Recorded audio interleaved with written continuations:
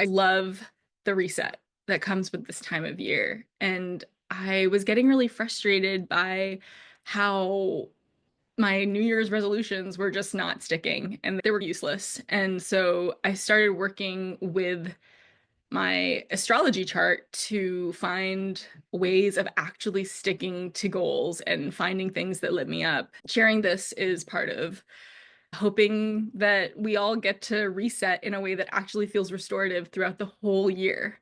All right, let's dive in. I'm going to tell you a little bit about the houses in astrology.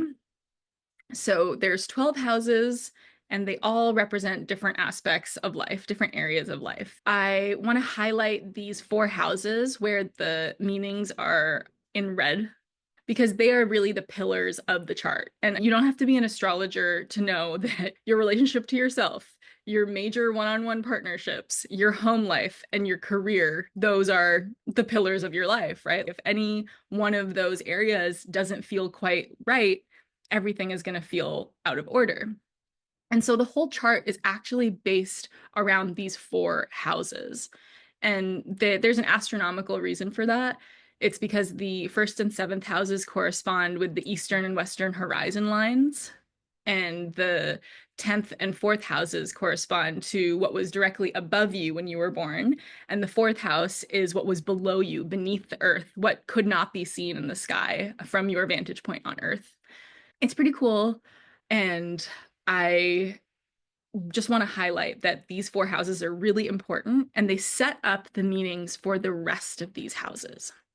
I've given some keywords here for each house, but every house that's not these four houses, self, career, partnerships, and home, their meaning is a little more diffuse, and I'll explain why in a moment.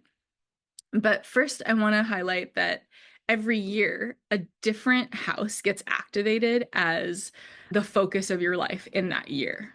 This is the technique of annual profection, where for every year of your life, there's just a different house that's in charge. I'm 35 right now, and I'm in a 12th house year. And the 12th house is all about spiritual growth. It's also about mental health, sometimes about self-sabotage, hidden enemies. It's a challenging house. We all have it in our charts and we all experience it in different ways. But what's interesting about this house is that it sets you up for a first house year, which is all about the self and empowerment. But I'm getting a little ahead of myself. So, like I said, these four houses, the first, fourth, seventh, and 10th houses, they're like the pillars of the chart. And so they are called the angular houses. And the house directly before an angular house is called a Caden house. And I'm going to call it a transitional house in this presentation. And it's a transitional space. It's a time when you're learning new things, you're preparing for a new cycle, and you're clearing space. And then the angular house, like I've mentioned, is this really focused, intense time. There's time of more action. Maybe you're more visible to others in life. And then the house that follows that, it's called a succeeding house, and I'm going to call it a stabilizing house. And it's a time where you're building resources, you're growing more, you're stabilizing your life based on some of the things you were able to achieve in the angular house year. So I want to share some examples based on Beyonce's life because I love Beyonce. And also, she does not have a reliable birth time. I love celebrity charts. I love learning about astrology through celebrity charts. But I've always wanted to study Beyonce's chart and I couldn't because her birth time is not a good birth time. And I respect that because she's a very private person. However, using this technique in this way, we don't need her birth time to study her chart. We can look at how these different chapters of life play out according to the house themes. So right now, Beyonce is in an eighth house year. She's 43 years old. And starting towards the end of last year, Jay-Z became embroiled in the Diddy case. And that was a source of negative press for both Beyonce and Jay-Z. So this year, this eighth house year has to do with the partner's wealth, the partner's reputation, and shared resources. It also has to do with debts, shame, death, the occult, It has some pretty challenging topics associated with it. It follows from a seventh house year, which is focused on committed partnerships. So it's likely that Jay-Z and Beyonce enjoyed a new sense of closeness towards the end of the seventh house year, and that created some space for a bunch of new information to come out, probably impacting their dynamic, obviously, impacting their public reputation. Beyonce just had this amazing halftime show in Houston. She was being praised and celebrated. And then all of a sudden, there was this very negative press about her partner, Jay Z. So, in eighth house years, it's often about shared karma, shared resources, and we're really seeing that play out in real time, as well as a bunch of other conspiracy theories that have resurfaced about her role in the Illuminati, which is really aided by her relationship with Jay-Z as well. A conspiracy theory about why different celebrity artists say thank you to Beyonce during their Grammy Album of the Year award speeches. Another interesting tidbit about her relationship with Jay-Z is that they started publicly dating when she was 19 years old, and that was also an eighth house year for her. So the eighth house year being about partnerships and those partnerships being in the public eye is a continued theme. So we'll move on to a younger time. In January 2010, when she was 28, she was experiencing a fifth house profection year, and that's a stabilizing house coming after a time that's focused on the home. And it's very much about creativity, self-expression, relaxing, enjoying life, playing. And she took a hiatus from her musical career. In her fourth house year, when she was 27, she was actually on tour quite a bit, but she was also working closely with her father, who was her manager at the time. And coming out of that year, she decided to no longer work with him as her manager. And she took her mother's advice to live life, to be inspired by things again. And yeah, I think that's a really interesting expression of digesting some of the things from the fourth house year and then just having a more relaxing, more stabilizing fifth house year. And then we have her seventh house year in January 2012 when Blue Ivy Carter was born. And seventh house year is focused on committed partnerships. So inevitably, the birth of your first child is going to pull a lot of focus towards your the relationship with the other parent, with her spouse, Jay-Z. So I'm sure that was a really big year of restructuring in her committed partnerships, and then also having to navigate her professional life as a mom. I'm sure there were a lot of business relationships that needed to be negotiated there as well.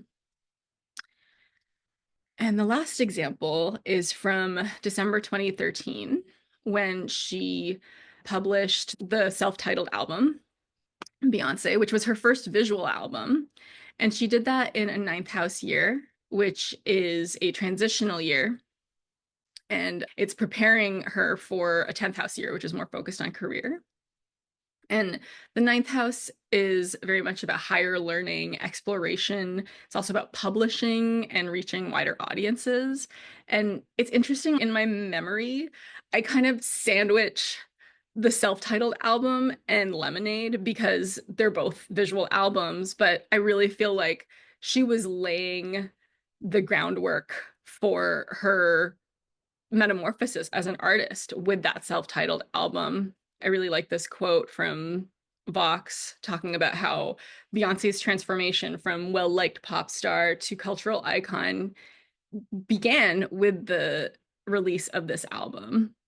She was clearing space and creating big future expansion and change for herself in that year, in that transitional year. So let's move now into some self reflection. And I'd like you to start by just locating what house is currently active for you. Look to this wheel on the right of the screen, find your age, and find the house that's associated with it at the center of the wheel.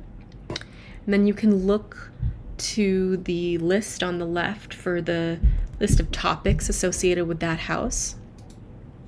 We can also explore the topics listed here. So find the house, pause the recording if you need to, find the house that's currently active for you, and then identify where in the cycle you are. Is it the house that you've found yourself in? Is it a transitional year, stabilizing year, angular year? And what themes are connected to that house?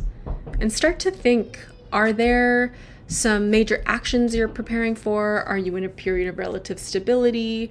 Are you in transition? Consider those things. And then let's move into some journaling questions. How can I embrace the themes of my Profection house this year? What specific goal or area of focus aligns with that house? What fears or blocks might arise from those themes, and how can I navigate them? And finally, set an intention. Write one word that can guide you through this year's themes. I found that doing this process and finding that one word helped me anchor throughout the rest of the year as I continued to make different goals, start different projects, make various choices throughout the year. So as I mentioned, I'm in a 12th house year, and the topics associated with that house are spiritual growth, mental health, self-sabotage, some challenging topics. And it's a transitional time. I'm preparing for a big year next year that's going to be very much focused on who I am and how I want to live in the world, how I want to orient myself to my life's purpose. Really, that's what first house years are really about. And so for this 12th house year, I picked the word peace. It's interesting how as I continue to move through my life on an hourly, daily, weekly, monthly, quarterly basis, just continue to move through the year, I find myself returning to this word and asking, am I creating more peace in my life with this goal, with this action, with this way of looking at something? Or is the way I'm engaging actually robbing me of my peace? So I invite you to pick a word and feel free to drop it in the comments here.